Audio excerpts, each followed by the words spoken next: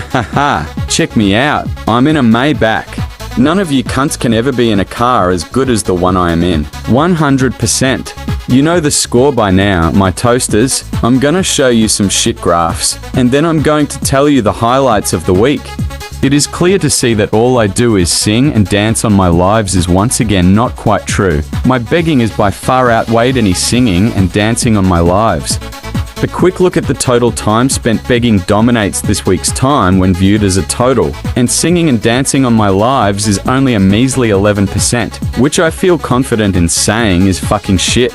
Earlier on today, during a battle, I stated that in the last week I had obtained 9,000 followers, which it will shock absolutely nobody to learn was a lie. This week I have gained 4,053 followers as of the time I am making this, which is still a very positive number. But every time I am speaking is an opportunity to lie, so I exaggerated the number. Our total followers chart here, showing the progress towards the 1 million followers in the next 4.5 months is still very unappealing on the eye. My 100% guarantee seems less and less likely every week, but maybe we will get the 990,597 needed in the coming week. Moving to the highlights now, there aren't really very many this week. It's been a tough watch this week for us all because I spent the entire week almost exclusively repeating myself without saying many different things, but I'll present what I saw anyway.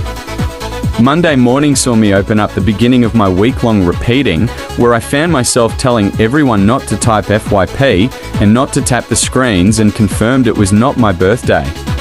I took an afternoon break from repeating myself to scream at the public on a box in Camden, and the police came to check on my mental state. After getting home and resuming my spot against the wall which I have stained, I resumed the repeating myself for the rest of the day, only breaking up the constant stream of repetitiveness to try and host the talent show. But I ruined that for everyone by going back to repeating myself throughout.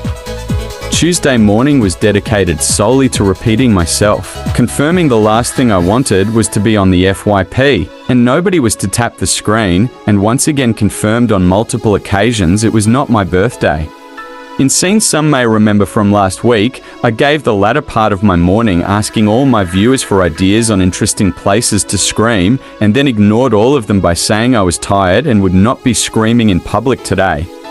We kicked off Wednesday by leaning against the stained wall, repeating myself continuously. I battled a few randoms before having a best of 3 with Adam's Ark and was asked the question about my off-camera audience numbers when I am out screaming. With little time to think of a believable lie, I said, 1,000 people are there watching me, and the comments section rewarded me with clown faces. After I lied, I felt good about myself and started a new live battle where I mostly repeated myself, but also first revealed my plans at setting up a gifting ring to get me to number 1. I denied it was an actual gifting ring exactly and confirmed it will just be a small group of people who take it in turns each week to be gifted with recycled money. I unstuck my back from the greasy wall and took myself off to Camden, where I screamed on a box and was joined by a man with an umbrella. The joyous mood of dancing saw me scream and record a small number of people standing nearby before I returned home to see out the day, repeating myself.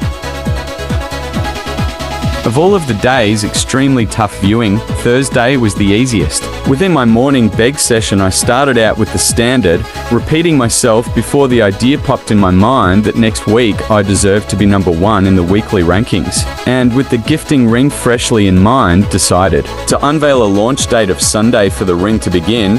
There is no money within the gifting ring, so I don't know how it exactly is going to work, but we always trust Kevin to do absolutely everything he says he will do. After peeling away from the wall, I screamed in the middle of the road and the police came to check on my mental state, and I complained that I was being stalked. After taking the live stream into a shop to tell everyone I am undecided what sandwich to buy, I returned home to begin an evening of repeating myself for 3 straight hours. Friday morning, I confirmed I am too ill to go out screaming, so spent the morning repeating myself. I announced my plans to sing at the Eurovision Song Contest and sung my song about 1 million times. A huge highlight was Ed Sheeran and Adele were both in the live.